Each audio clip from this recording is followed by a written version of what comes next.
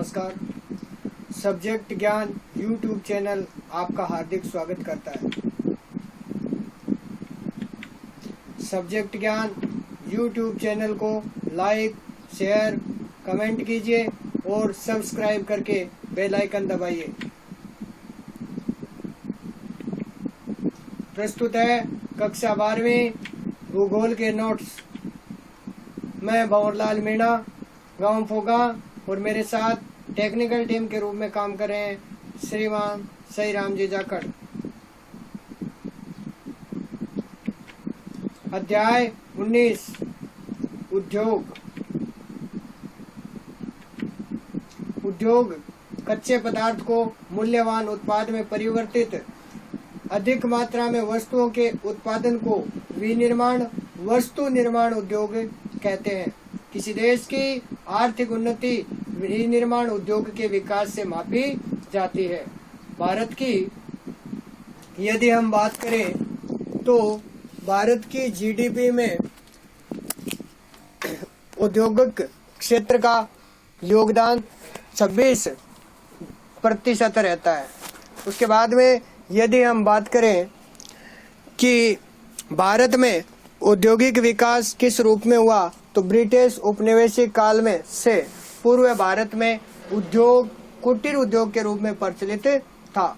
British शासन के दौरान भारत में दो प्रकार के उद्योगों को प्रोत्साहन मिला।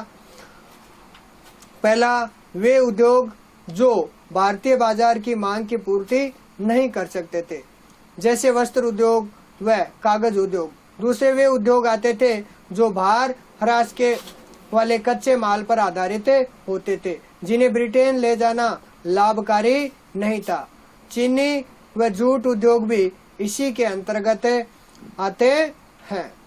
बात करते हैं भारत में प्रमुख उद्योगों की जो स्थापना है वो किस रूप में हुई। प्रथम सूती वस्त्र उद्योग पोर्ट ग्लास्टर कोलकाता में 1818 में असफल रहा था ये कारखाना। उसके बाद में प्रथम सूती मिल मुंबई 1854 में। तीसरी प्रथम लोहा इस्पात उद्योग कुल्टी पश्चिम बंगाल में हुई 1870 में। उसके बाद में प्रथम कागज उद्योग लखनऊ 1879 ईस्वी में निर्माण किया गया था। उसके बाद में प्रथम सीमेंट उद्योग चेन्नई तमिलनाडु 1904 ईस्वी में। इस प्रकार भारत में उद्योगों की स्थापना अलग अलग क्षेत्रों में अलग अलग समय में हुई थी। बात करते हैं प्रथम रासायनिक उर्वरक उद्योग रानीपेट तमिलनाडु, जिसका निर्माण 1906 में किया गया था। एल्यूमिनियम उद्योग की बात करें तो जेके नगर कोलकाता में 1937 में इस उद्योग की स्थापना की गई थी। जहाजरानी उद्योग विशाखापट्टनम 1941 हिंदुस्तान शिपयार्ड के नाम से स्थापित किया गया है। उसके बाद हम बात करते हैं प्रथम औद्योगिक नीति 6 अप्रैल 1948 को घोषित की गई, जिसका प्रमुख उद्देश्य प्रादेशिक असंतुलन को दूर करना था। और यही कारण था कि भारत के अधिकतर बड़े उद्योग पिछड़े क्षेत्रों में लगाए गए थे। इस नीति के द्वारा अलग अलग प्रदेशों में जो उद्योग स्थापित थे उनको सही रूप से नियोजित करना था। योजना आयोग की स्थापना 1950 में की गई थी, जिसका 1 जनवरी 2015 को नाम परिवर्तित करके नीति आयोग कर दिया गया था। इसका प्रमुख कार्य औद्योगिक विकास के लिए योजनाएं बनाना होता है। बात आती है आगे इसी क्रम में कि भारत में प्रमुख उद्योग कौन कौन से हैं। तो सबसे पहले लेते हैं लोहा इस्पात उद्योग। भारत चीन, जापान व संयुक्त राज्य अमेरिका के बाद चौथा सबसे बड़ा इस्पात उत्पादक देश है। लोहे को पिघलाकर इस्पात बनाने की कला भारत में प्राचीन समय से ही ज्ञात थी। मध्य प्रदेश व उत्तर प्रदेश में निवास करने वाले अग्रयार जनजाति समुदाय जो अंग्रेजों के समय लोहे के खनन एवं उसे पिघलाकर इस्पात व लोहे की वस्तुएं बनाने का कार्य करता था। भारत में प्रथम इस्पात उद्योग 1870 में कुल्टी पश्चिम बंगाल में जेम्स आर्किन द्वारा स्थापित किया गया था। यहाँ केवल डलवा लोहे का ही उत्पादन हो सका था। प्रथम सफल कारखाना 1874 में बराकर आयरन वर्क्स नाम से कुल्टी में ही स्थापित किया गया था, जिससे 1889 में Bengal iron and steel company ने अपने अधिकार में ले लिया था। आधुनिक लोहा इस्पात उद्योग की यदि शुरुआत करें पूछे तो उसमें 1907 में जमशेदजी टाटा द्वारा सांची जमशेदपुर झारखंड में टिस्को की स्थापना के साथ इसका उद्घाटन हुआ था। वर्तमान में भारत में 26 प्रथम श्रेणी के लोहा इस्पात उद्योग है, जिनमें बोकारो सबसे बड़ा कारखाना है। सबसे बड़े कारखाने के बारे में पूछे तो बोकारो का नाम सर्वप्रथम आता है। द्वितीय पंचवर्षीय योजनाओं में राउरकेला जो उड़ीसा में है, जर्मनी के सहयोग से, भिलाई जो छत्तीसगढ़ में है, रूस के सहयोग से, और दुर्गापुर इस्पात कारखाना है वो पश्चिम बंगाल यानी ब्रिटेन के सहयोग से स्थापित किए गए थे। भिलाई व राउरकेला लोहा इस्पात उद्योग की स्थापना देश के पिछड़े जनजातीय क्षेत्रों के विकास के निर्णय पर आधारित थी। तृतीय पंचवर्षीय योजनाओं में बोकारो झारखंड रूस के सहयोग से तथा चौथी पंचवर्षीय योजना में 3 अन्य प्रमुख लोहा इस्पात उद्योग विशाखापट्टनम आंध्र प्रदेश, सलेम तमिलनाडु, विजयनगर कर्नाटक में स्थापित किए गए थे। विशाखापट्टनम की यदि बात करें तो विशाखापट्टनम स्थित विजाग इस्पात संयंत्र भारत का पहला पतन आधारित लोहा इस्पात संयंत्र है। भारत सरकार द्वारा 1974 में स्टील अथॉरिटी ऑफ इंडिया जो सेल की स्थापना लोहा इस्पात उद्योग के विकास के लिए की गई थी, जिसके अधीन 4 एकीकृत लोहा इस्पात संयंत्र भिलाई, दुर्गापुर, बर्नपुर, राउरकेला कार्यरत है। 2005 में इसको यानी Indian iron and steel corporation के विलय के बाद इसके अधीन वर्तमान में एकीकृत इस्पात संयंत्र की संख्या लगभग 5 हो गई है। इनका अलग अलग रूपों में अलग अलग स्थानों पर इनको खोला गया था। उसके बाद में आता है लोहा इस्पात उद्योग का स्थानीयकरण किस रूप में हुआ, तो लोहा इस्पात उद्योग के लिए लोहे का अयस्क, कोककारी, कोयला, चूना, पत्थर, डोलोमाइट, मैग्नीज आदि कच्चे माल के रूप में प्रयुक्त होते हैं। ये सभी भारी भार ह्रास वाले पदार्थ होते हैं, इसलिए लोहा इस्पात उद्योग की सबसे अच्छी अवस्थिति कच्चे माल के स्रोत के निकट ही होती है, यानी कि जहां पर कच्चा माल उपलब्ध होता है उसी क्षेत्र में लोहा इस्पात उद्योग को स्थापित किया जाता है। कोई भी उद्योग हो, चाहे सभी उद्योग कच्चे माल, बाजार की समीपता आदि को ध्यान में रखकर ही उस क्षेत्र के अंतर्गत स्थापित की जाती है। बात आती है भारत में उद्योग की स्थापना 4 विभिन्न स्थितियों वाले क्षेत्रों में हुई। कौन कौन से? पहला होता है कोयला क्षेत्रों के निकट, क्योंकि बर्नपुर, हीरापुर, कुल्टी, दुर्गापुर, पश्चिम बंगाल, बोकारो झारखंड आदि क्षेत्रों में कोयले का अत्यधिक उत्पादन होता है और इसी क्षेत्रों में अत्यधिक लोहा इस्पात उद्योग भी स्थापित किए गए। उसके बाद में बात आती है लोहा ऐसे क्षेत्र के निकट, यानी भिलाई छत्तीसगढ़ और राउरकेला उड़ीसा में और भद्रावती व विजयनगर आपके कर्नाटक, सेलम तमिलनाडु में, इन क्षेत्रों के अंतर्गत भी लोहा इस्पात उद्योग का निर्माण किया गया, क्योंकि यहाँ पर कच्चा माल आसानी से उपलब्ध हो सकता था। उसके बाद में बात आती है कोयला एवं लोहा अयस्क के मध्य टाटा इस्पात कारखाना, यानी जिसे टिस्को बोलते हैं, जमशेदपुर झारखंड आदि क्षेत्रों के अंतर्गत इस कारखाने की स्थापना की गई थी। बात आती है तटीय क्षेत्र एवं व्यापार की सुविधा को जहां पर अत्यधिक उपलब्ध होती है उसी क्षेत्र में लोहा इस्पात उद्योग स्थापित किया गया। ये क्षेत्र है आपका विशाखापट्टनम, आंध्र प्रदेश। इस प्रकार उद्योगों की अवस्थिति उसी क्षेत्र में स्थापित की गई जहां पर उसके अनुकूल संसाधन उपलब्ध होते हों। भारत के प्रमुख एकीकृत इस्पात कारखाने कौन कौन से देखिए। पहला आता है TISCO, Tata iron and steel company. इसकी स्थापना 1907 में मुंबई कोलकाता रेल मार्ग के निकट जमशेदपुर यानी जो झारखंड में की गई थी। इसे जलापूर्ति स्वर्ण रेखा नदी, लोहा, नोवा मंडी व बादाम पहाड़ से और कोयला जरिया व बोकारो से प्राप्त होता है। यहाँ से निर्मित इस्पात को कोलकाता बंदरगाह से निर्यात किया जाता है। उसके बाद में दूसरा था इसको, यानी भारतीय लोहा व इस्पात कंपनी। इसकी स्थापना 1919 में बर्नपुर, ध्यान से सुनना, बर्नपुर पश्चिम बंगाल में की गई और इसके अधिकार क्षेत्र में आने वाले तीनों इस्पात संयंत्रों जो है हीरापुर, कुल्टी व बर्नपुर आदि को दामोदर घाटी कोयला क्षेत्र जिसके अंतर्गत रानीगंज, हीरापुर व रामगढ़ के निकट कोलकाता आसनसोल रेल मार्ग पर स्थित है। 2005 में इसका विलय सेल में कर दिया गया था। उसके बाद में तीसरे आपके आती है विस्को, विश्व रवैया iron and steel company plant है इसका भद्रावती कर्नाटक में। भारत के इस पहले सार्वजनिक लोहा इस्पात संयंत्र की स्थापना है वो 1923 में की गई थी। इससे पूर्व यह मैसूर लोहा और इस्पात वर्क्स के नाम से भी जाना जाता था और इसे ऊर्जा कावेरी नदी पर स्थित जोग जल प्रपात से व जल भद्रावती नदी से प्राप्त होता था। यह एक विशिष्ट इस्पात अलॉय का उत्पादन करता है। ध्यान से सुनना इस बात को, यह एक विशिष्ट अलॉय उत्पादन करता है। आगे आता है राउरकेला इस्पात संयंत्र जो उड़ीसा में स्थित है। जर्मनी के सहयोग से इसका निर्माण किया गया था।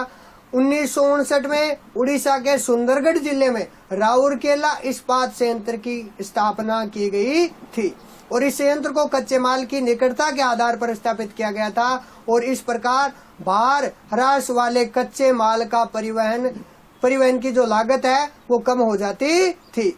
इस संयंत्र को कोयला झारिया झारखंड, लोहा सुंदरगढ़ से और उड़ीसा विद्युत सुंदरगढ़ उड़ीसा से और विद्युत है वो हीराकुंड परियोजना से व जल कोयला व शंख नदियों से इसको प्राप्त होता है। उसके बाद में बात आती है भिलाई इस्पात संयंत्र। रूस के सहयोग से भिलाई इस्पात संयंत्र का छत्तीसगढ़ में के दुर्ग जिले में 1959 में मुंबई कोलकाता रेलवे मार्ग पर स्थापित किया गया। इस संयंत्र को लोहा राजहरा खानों से और कोयला कोरबा की खान से और जल तंदुला बांध से व विद्युत शक्ति कोरबा ताप शक्ति गृह से प्राप्त होती है। अलग अलग जो स्थान है इनको अच्छी तरीके से देख लेना। यहाँ से उत्पादित इस्पात हिंदुस्तान शिपयार्ड विशाखापट्टनम में भेज दिया जाता है। उसके बाद में आगे चलते हैं तो आगे देखते हैं कि अगला पॉइंट आता है आपका दुर्गापुर इस्पात संयंत्र पश्चिम बंगाल। यह रानीगंज जारिया को कोयला पेटी में स्थित है। लोहाइसक नोवा मंडी से प्राप्त होता है और जल व ऊर्जा दामोदर घाटी परियोजना से प्राप्त होता है। यहाँ पर ध्यान से देखना, ये चीजें जो बोकारो इस्पात संयंत्र है जो झारखंड के अंदर स्थित है, रूस के सहयोग से 1964 में बोकारो व दामोदर नदियों के संगम पर स्थापित किया गया था। यहाँ बात करें तो यह भारत का सबसे बड़ा लोहा इस्पात कारखाना है और संयंत्र की स्थापना परिवहन लागत न्यूनीकरण के सिद्धांत के आधार पर की गई थी, जिसके अनुसार बोकारो और राउरकेला संयुक्त रूप से राउरकेला के प्रदेश से आइसक प्राप्त करते हैं और वापसी में मालगाड़ी राउरकेला से कोयला ले जाते हैं। जल व शक्ति दामोदर घाटी परियोजना से प्राप्त होती है। अन्य बात करें तो विशाखापट्टनम, विजयनगर, सलेम आदि अन्य प्रमुख लोहा इस्पात कारखाने भी उपलब्ध हैं। इन स्थानों पर भी ये कारखानों की स्थापना की गई थी। बात आती है एल्यूमिनियम उद्योग की, तो एल्यूमिनियम उद्योग लोहा इस्पात उद्योग के बाद एल्यूमिनियम उद्योग है वो देश का दूसरा सबसे बड़ा महत्वपूर्ण उद्योग माना जाता है। बॉक्साइट धातु को शुद्ध करने पर एल्यूमिनियम प्राप्त होता है। एल्यूमिनियम उद्योग में ऊर्जा की अधिक आवश्यकता होती है, इस कारण यह उद्योग शक्ति के स्रोत यथा कोयला या बिजली उत्पादक केंद्र के समीप स्थापित किए जाते हैं। एल्यूमिनियम का उपयोग है वो घरेलू बर्तन बनाने, बिजली के तार बनाने, भवन निर्माण, रेल के डिब्बे बनाने, वायुयान, मोटर गाड़ी आदि के निर्माण में किया जाता है। उसके बाद में एल उद्योग का विकास यदि हम देखें, यानी एल्यूमिनियम उद्योग का विकास देखें तो भारत में प्रथम एल्यूमिनियम उद्योग की स्थापना 1937 में जेके नगर पश्चिम बंगाल में एल्यूमिनियम कॉरपोरेशन ऑफ इंडिया द्वारा की गई थी। वर्तमान में 4 बड़ी एल्यूमिनियम कंपनियां कार्यरत है।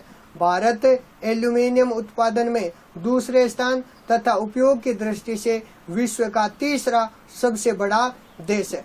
यानी विश्व में तीसरे नंबर पर उत्पादन करने वाला भारत है वो है।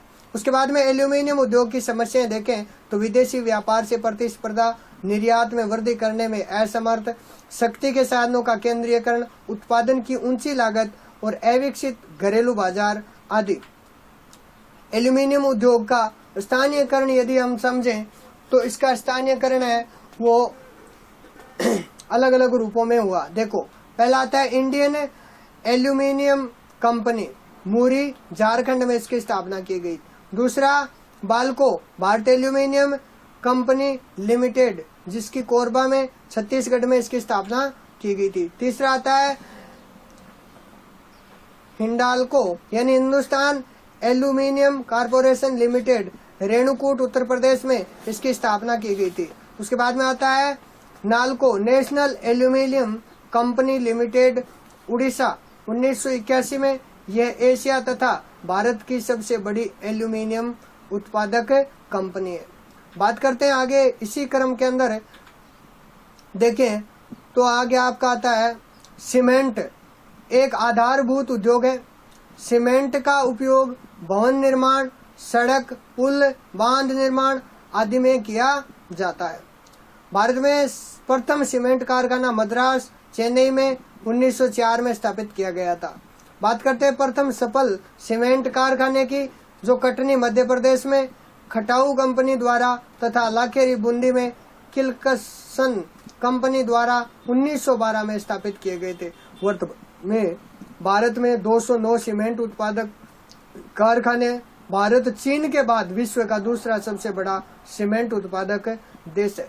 बात करते हैं इसी क्रम में सीमेंट उद्योग का स्थानीयकरण कैसे हुआ। देखिए, सीमेंट उद्योग के लिए चूना पत्थर, जिप्सम, कोयला आदि कच्चे पदार्थ की आवश्यकता होती है, अतः सीमेंट उद्योग कच्चे माल के समीप ही स्थापित किए जाते हैं। सीमेंट उद्योगों का वितरण यदि देखें तो कुल सीमेंट उत्पादन का 75% भारत के 6 राज्यों आंध्र प्रदेश, राजस्थान, तमिलनाडु, गुजरात, झारखंड व मध्य प्रदेश द्वारा उत्पादित किया जाता है। आंध्र प्रदेश भारत का सबसे बड़ा सीमेंट उत्पादक राज्य है। राजस्थान दूसरा, जबकि महाराष्ट्र सीमेंट का सबसे बड़ा उत्पादक राज्य है। भारत के प्रमुख सीमेंट उत्पादक क्षेत्र देखें तो आपका आता है आंध्र प्रदेश, तेलंगाना व रायलसीमा। उसके बाद में आपका आता है राजस्थान, निम्बाहेड़ा, चित्तौड़गढ़, ब्यावर, अजमेर, उदयपुर, गोटन, नागौर और झुंझुनू, ये सारे भारत के सीमेंट उत्पादक क्षेत्र हैं। तमिलनाडु गुंटूर, मंगलागिरी व मदुरई। उसके बाद में मध्य प्रदेश में कटनी, जामुल सीमेंट संयंत्र देश का सबसे बड़ा सीमेंट संयंत्र है। उसके बाद में यदि बात करें गुजरात की, तो गुजरात के समुद्र तटीय क्षेत्रों में सीमेंट उद्योग का विकास हुआ है। सिक्का गुजरात का सबसे बड़ा सीमेंट उत्पादक कारखाना है। उसके बाद में झारखंड सोन नदी घाटी क्षेत्र विशेष महत्वपूर्ण है। सीमेंट उद्योग की प्रमुख समस्याएं क्या है?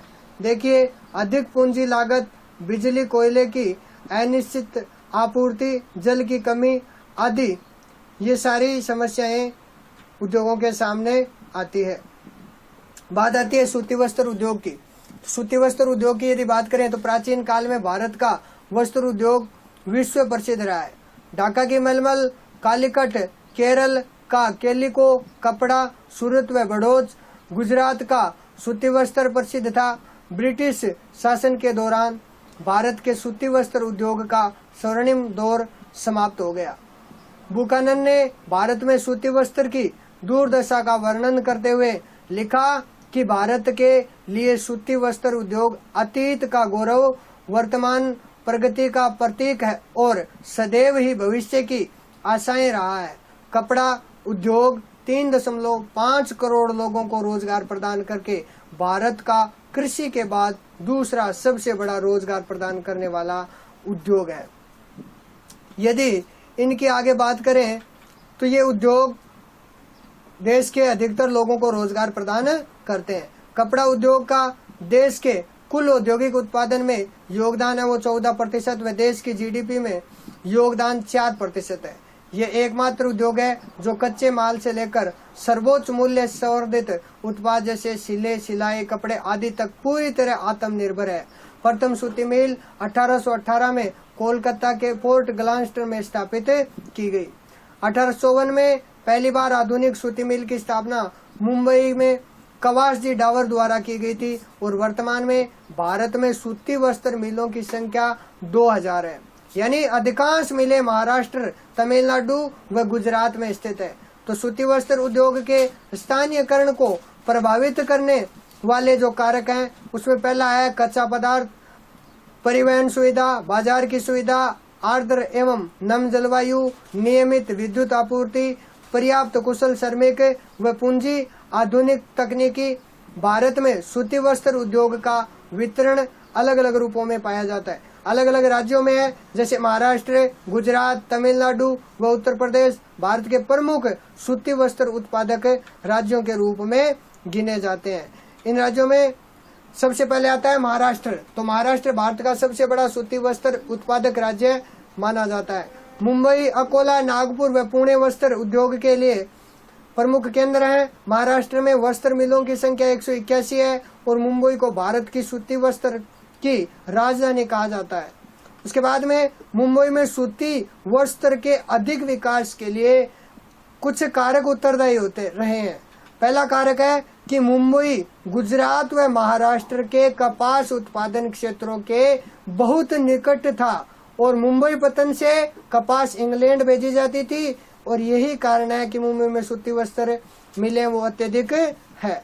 उसके बाद में मुंबई उस समय वित्तीय केंद्र था एवं उद्योग प्रारंभ करने के लिए आवश्यक पूंजी थी।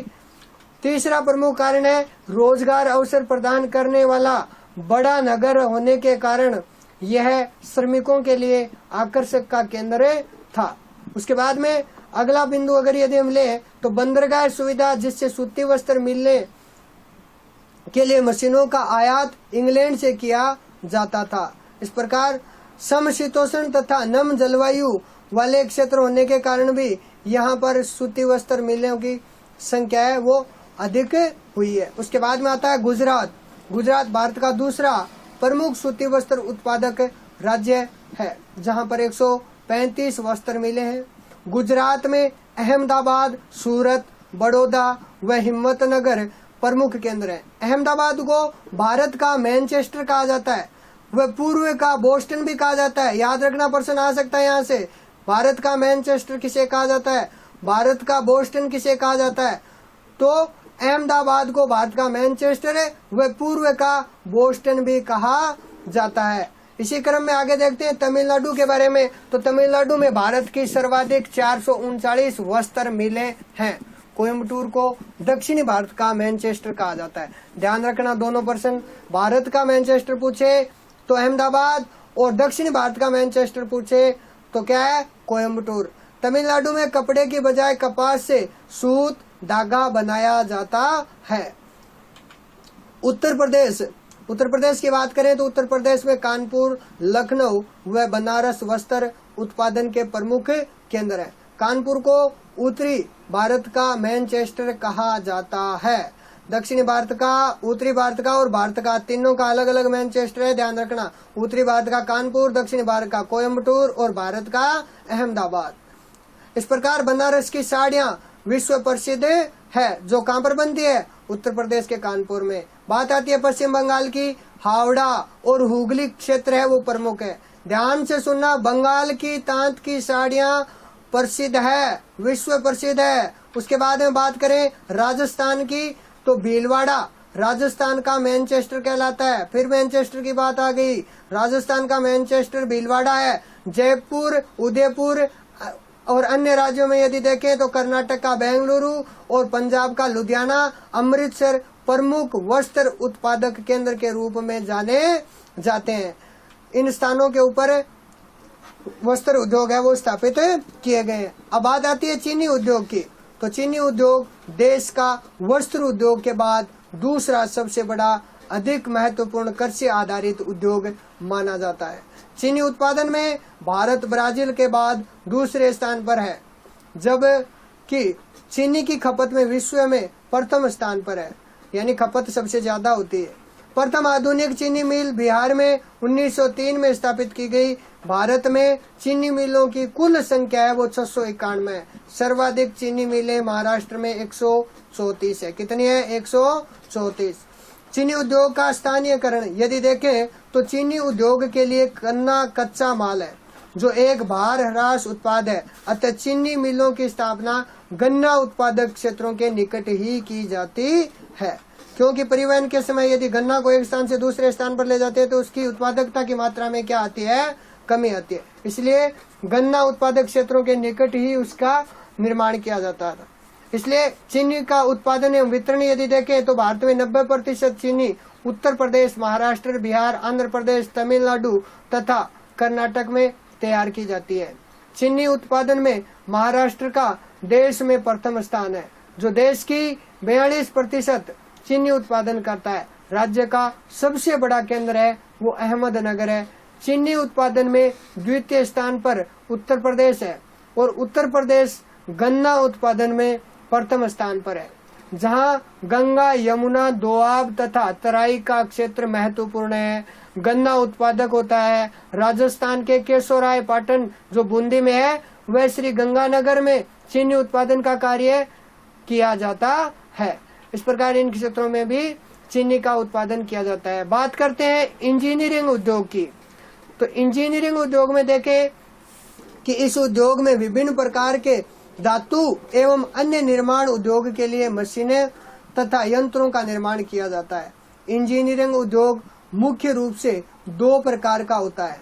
कौन कौन से होते हैं? पहला होता है भारी इंजीनियरिंग उद्योग और दूसरा आपका होता है हल्के इंजीनियरिंग उद्योग। इंजीनियरिंग उद्योग 2 प्रकार के होते हैं, याद रखना। उसके बाद में सबसे पहले आता है स्थानीयकरण के कारक। इंजीनियरिंग उद्योग में अधिक पूंजी, परिवहन की सुविधा, सस्ती विद्युत शक्ति, कुशल श्रमिक तथा तकनीकी ज्ञान का अनुभव होना आवश्यक है। उसके बाद में भारी इंजीनियरिंग उद्योग की बात करें तो इन उद्योगों द्वारा औद्योगिक मशीनरी, विद्युत उत्पादक उपकरण, परिवहन उपकरण और रेल आदि को सम्मिलित किया जाता है। उसके बाद में आता है वायुयान व जलपोत आदि का निर्माण भी इसी भारी इंजीनियरिंग उद्योग के अंतर्गत ही शामिल है। वर्ष 1957 में हेवी इंजीनियरिंग कारपोरेशन की स्थापना रांची, झारखंड में रूस व चेकोस्लोवाकिया की सहायता से की गई थी। भारी इंजीनियरिंग उद्योग में निम्नलिखित उद्योग सम्मिलित है। कौन कौन से है? ध्यान से देखना। पहला है मशीनरी उद्योग, इलेक्ट्रॉनिक उद्योग, वाहन उद्योग, साइकिल उद्योग, रेल उपकरण निर्माण, वायुयान व जलपोत निर्माण उद्योग आदि को इसके अंतर्गत सम्मिलित किया जाता है। इन उद्योगों का यहाँ पर निर्माण होता है। मशीनरी उद्योग, इसमें उद्योगों के लिए आवश्यक मशीनरी का निर्माण भी किया जाता है। HMT हिंदुस्तान मशीन टूल्स की स्थापना 1953 में स्विट्जरलैंड की सहायता से बेंगलुरु, कर्नाटक में की गई थी, जो मशीनी उपकरण का निर्माण करने वाली सबसे बड़ी कंपनी है और इसकी एक शाखा अजमेर में भी है। इलेक्ट्रॉनिक उद्योग यदि देखें तो विद्युत उपकरणों के निर्माण हेतु 1964 में भारत हेवी इलेक्ट्रिकल्स लिमिटेड की स्थापना भोपाल में की थी और बेंगलुरु को भारत की इलेक्ट्रॉनिक राजधानी के रूप में जाना जाता है। यदि बात करें मोटर वाहन या ऑटोमोबाइल उद्योग की तो इसे सनराइज उद्योग भी कहा जाता है। ये उद्योग बड़े शहरों के आसपास केंद्रित होता है, जहां इसे कच्चा माल व बाजार दोनों सुगमता से प्राप्त हो जाते हैं। प्रथम मोटर वाहन उद्योग 1944 में हिंदुस्तान मोटर्स कंपनी द्वारा कोलकाता में स्थापित किया गया था। इस समय देश में 35 मोटर वाहन निर्माता का कार्य किया गया और जिसमें सर्वाधिक महाराष्ट्र में। चेन्नई ऑटोमोबाइल उद्योग के लिए प्रसिद्ध है। गुड़गांव व दिल्ली ऑटोमोबाइल उद्योग के क्षेत्र में अग्रणी है। उसके बाद में अगली कड़ी में चलते हैं कि सनराइज या नवोदित उद्योग वे उद्योग जो अपेक्षाकृत नवीन और तेजी से विकसित हो रहे हैं तथा भविष्य में इनके और अधिक महत्वपूर्ण बनने की संभावना है, सनराइज उद्योग कहलाते हैं। ऐसे इलेक्ट्रॉनिक व ऑटोमोबाइल उद्योग कहलाते हैं। बात करते हैं साइकिल उद्योग। प्रथम साइकिल कारखाना 1938 में मुंबई में स्थापित किया गया था। चीन के बाद भारत विश्व का दूसरा बड़ा साइकिल उत्पादक देश बना। लुधियाना जो पंजाब में साइकिल उद्योग के लिए प्रसिद्ध है। रेल उपकरण उद्योग, इसके अंतर्गत दो प्रकार के उद्योग कार्यरत है। पहला है रेल इंजन निर्माण कारखाना, जो चितरंजन लोकोमोटिव वर्क्स पश्चिम बंगाल विद्युत चालित इंजन बनाने तथा diesel locomotive works Varanasi Uttar Pradesh diesel engine बनाने के लिए प्रसिद्ध है। निजी क्षेत्र में Telco, Tata engineering and locomotive company Jamshedpur rail इंजनों का उत्पादन करती है। डीजल इंजनों एवं अन्य उपकरणों के निर्माण तथा मरम्मत हेतु रेल विभाग द्वारा पटियाला में डीजल कंपोनेंट वर्क्स की स्थापना की गई थी। बात आती है रेल डिब्बा निर्माण कारखाना की, तो integral coach factory Perambur Tamil Nadu तथा rail coach factory Kapurthala Punjab में सवारी डिब्बा का निर्माण होता है। रेल पटरियों का निर्माण भिलाई तथा रेल पहिए दुर्गापुर में बनाए जाते हैं। बात करते हैं इसी क्रम में यदि आगे देखें तो जलयान उद्योग। भारत में जलपोत निर्माण के मुख्य केंद्रों में हिंदुस्तान शिपयार्ड विशाखापट्टनम, मझगांव मुंबई, कोच्चि शिपयार्ड केरल तथा गार्डन रिच वर्कशॉप कोलकाता प्रमुख है। भारत में जलयान के निर्माण के लिए प्रथम कारखाना विशाखापट्टनम में 1941 में सिंधिया स्टीम नेविगेशन द्वारा स्थापित किया गया था, जिसका 1952 में नाम है वो हिंदुस्तान शिपयार्ड लिमिटेड रखा गया था। इसके द्वारा निर्मित प्रथम जलयान का नाम उषा था। विशाखापट्टनम देश की सबसे बड़ी जहाज निर्माण इकाई है।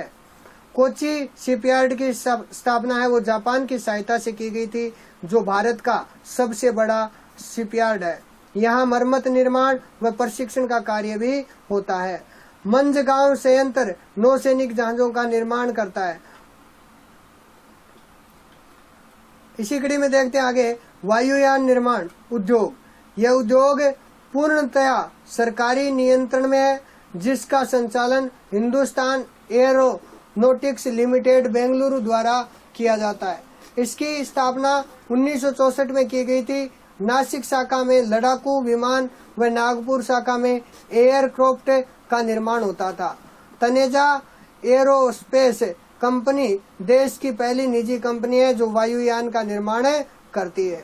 बात करते हैं इसी क्रम में आगे सूचना प्रौद्योगिकी का उद्योग का, तो इसमें इलेक्ट्रॉनिक संचार व कंप्यूटर सम्मिलित किए जाते हैं। बेंगलुरु इसका केंद्र है। बेंगलुरु को भारत की सिलिकॉन वैली भी कहा जाता है। प्रश्न आ सकता है भारत की सिलिकॉन वैली सिटी कौन सी है, तो बेंगलुरु है। उसके बाद में प्रश्न आता है भारी इंजीनियरिंग उद्योग की प्रमुख समस्याएं क्या क्या है। पहली समस्या है कच्चे माल का अभाव होता है। दूसरी पूंजी का अभाव होता है। तीसरी अत्यधिक कर भार होता है। अगली विदेशी प्रतिस्पर्धा या उत्पादन क्षमता का पूर्ण उपयोग न होना, गुणवत्ता नियंत्रण का अभाव आदि ये सारी समस्याएं हैं वो इनको प्रभावित करती रहती है। बात आती है मेक इन इंडिया कार्यक्रम। निवेश को बढ़ावा देकर औद्योगिक विकास की गति को तेज करने तथा देश को मैन्युफैक्चरिंग हब बनाने के लिए मेक इन इंडिया कार्यक्रम की शुरुआत 25 दिसंबर 2014 को की गई थी। उसके बाद में इसी कड़ी में आगे चलते हैं। तो यदि आपको यह वीडियो पसंद आया है तो आप सब्जेक्ट ज्ञान YouTube चैनल को लाइक, शेयर, कमेंट कीजिए और सब्सक्राइब करके बेल आइकन को दबाइए। आपने अपना अमूल्य समय दिया, इसके लिए आपका बहुत बहुत धन्यवाद। खुश रहिए, स्वस्थ रहिए, सुरक्षित रहिए। आगे फिर कभी किसी नई महत्वपूर्ण जानकारी के साथ आपके साथ उपस्थित होंगे। तब तक के लिए जाने की इजाजत दीजिए। धन्यवाद।